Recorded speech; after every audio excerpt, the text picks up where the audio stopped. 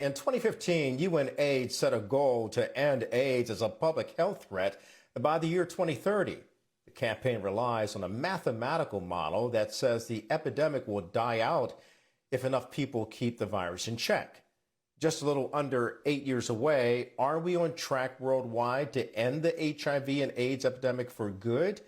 Dr. Tuckson, he's the former commissioner of public health here in Washington, D.C. He's also co-founder of the Black Coalition Against AIDS. He joins us now from Atlanta this morning. Dr. Tuckson, it's always good to talk to you, my friend. Look, you were on the front lines of the war against HIV/AIDS when all this started. You saw its impact right here in the nation's capital, and nearly 36 million people, unfortunately, have died worldwide from an AIDS-related illness. Looking back on that and all that we've been through since then, did you ever think you would possibly see a day where this virus was eradicated?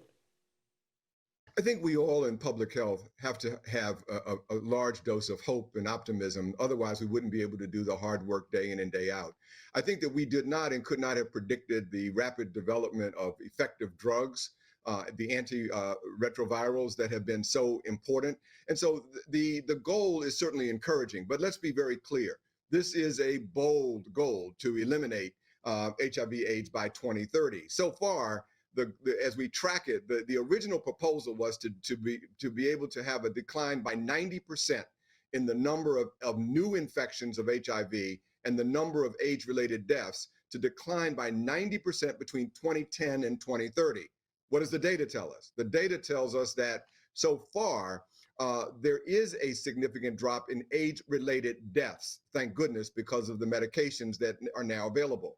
But unfortunately, the rate of the drop of new HIV infections is not on track to achieve the goals. And so that means that we've got a lot of work to do on the prevention side and early recognition and diagnosis, and then getting those people into sustained therapy immediately.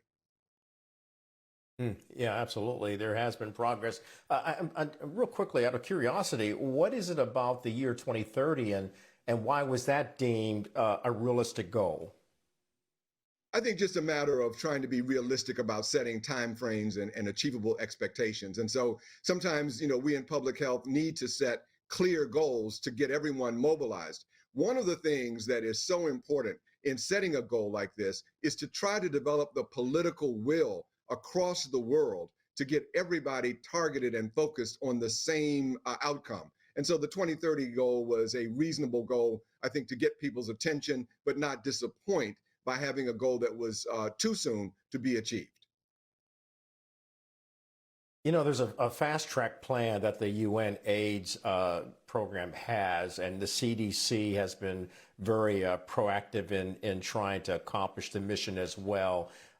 As you continue to work in the field of medicine, as you continue to see public health improving in so many ways in terms of treating the pandemic that we're involved in now with COVID, I think a lot of people, Doc, they don't understand that HIV/AIDS is and was and continues to be a pandemic as well. That is exactly right. And there may be young people out there who, now that there is a drug that can work and be helpful, may start to relax their vigilance. In fact, we are seeing too many people relaxing their vigilance. We also are seeing, for the Black community, the combination, once again, of our own distrust for the healthcare system there, and also our relative lack of access to medical care, so that there are too many people of color in this country alone who are not availing themselves of the kinds of therapeutics that are available that can make a big difference, not only in saving their lives, but preventing the spread through other people. We have to double down on prevention, always is the key. And that's where we're falling short in the US. But unfortunately, we're falling short in prevention around the world. You're based there in Atlanta right now, and you're talking to me from what I would consider like an epicenter of HIV prevention programs in the Black community and throughout the Black community, where they've become very aggressive and proactive in urging people to adopt the right strategies for HIV prevention. Programs like that, Dr. Tuckson, are those the kind of programs that will help reach the goal by 2030? They are important, but let's make no mistake about it. our health and our future is within our own hands. We as individuals can control how we behave.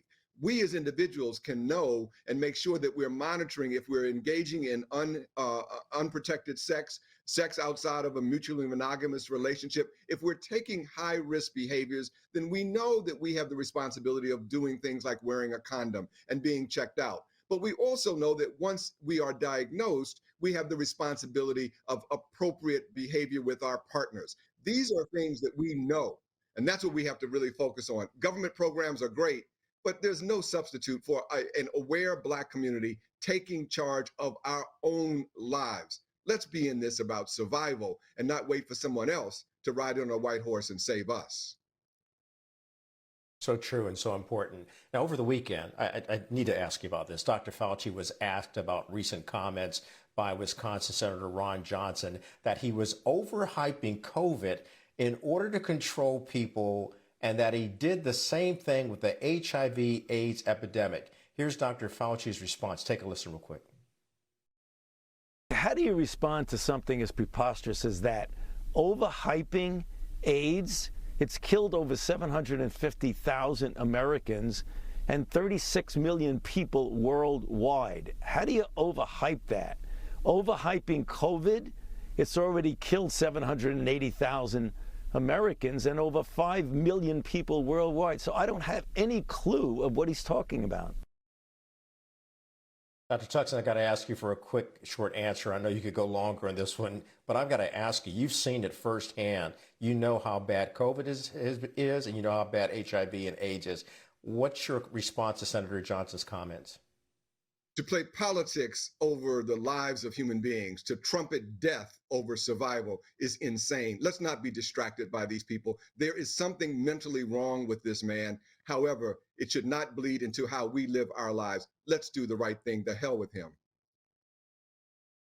Well, that puts it very bluntly. Dr. Reed Tuckson, appreciate you as always. Former Commissioner of Public Health here in the nation's capital, and also now head of the Black Coalition Against COVID. Thanks for joining us this hour.